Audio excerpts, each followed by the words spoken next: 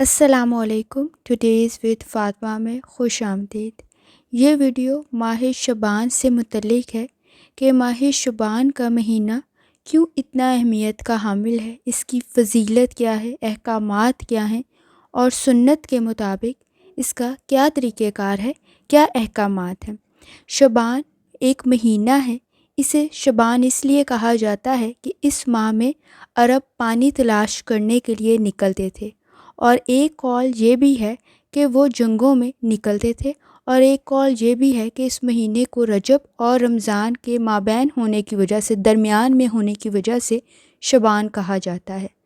حضرت عائشہ رضی اللہ عنہ بیان کرتی ہیں کہ رسول اللہ صلی اللہ علیہ وسلم روزے رکھتے تو ہم یہ کہتے کہ اب وہ روزے نہیں چھوڑیں گے، اور جب آپ صلی اللہ علیہ وسلم روزے نہ رکھتے تو ہم یہ کہتے کہ اب رسول اللہ صلی اللہ علیہ وسلم روزہ نہیں رکھیں گے. اسی طرح ہی صحیح بخاری کی احادیث مبارکہ ہے کہ میں نے نبی کریم صلی اللہ علیہ وسلم کو رمضان کے علاوہ کسی اور مہینے میں مکمل مہینہ روزے رکھتے ہوئے نہیں دیکھا، اور میں نے انہیں شعبان کے علاوہ کسی اور مہینے میں زیادہ روزے رکھتے ہوئے نہیں دیکھا.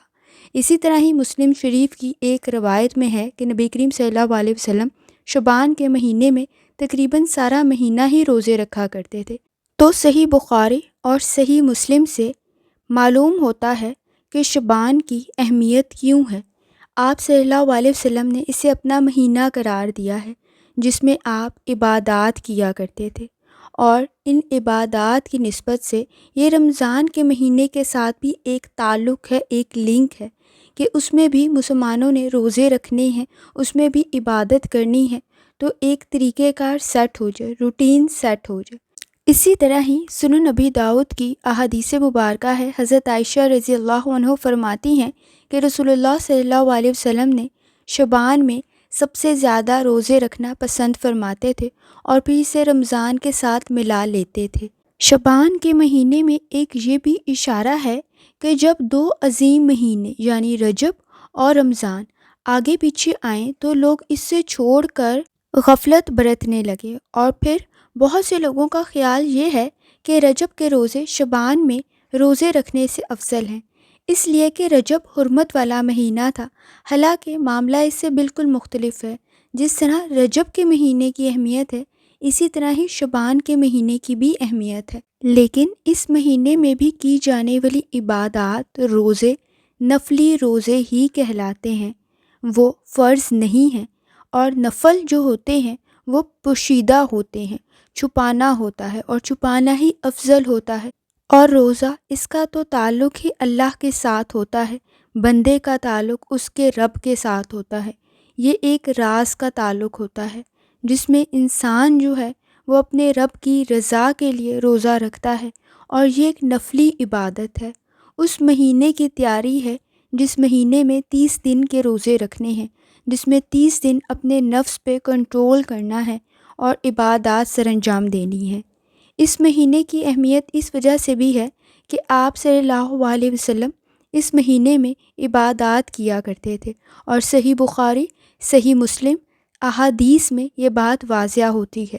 اور اس مہینے کی اہمیت حضرت عائشہ رضی اللہ عنہ آپ صلی اللہ علیہ وسلم سے ریلیٹڈ بیان کرتی ہیں، اور بہت ساری روایات کے اندر شعبان کے مہینے کی اہمیت موجود ہے.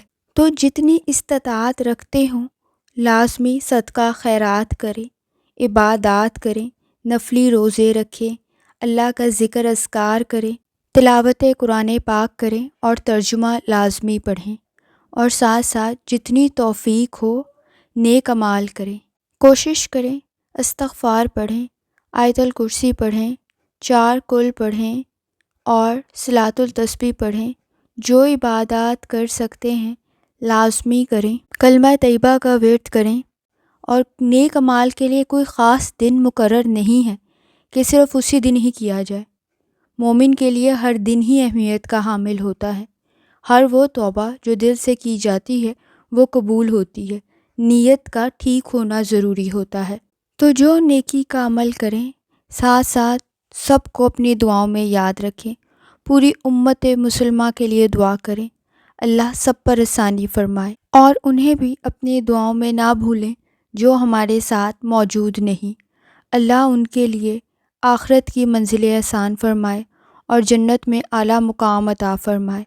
آمین۔ اللہ حافظ۔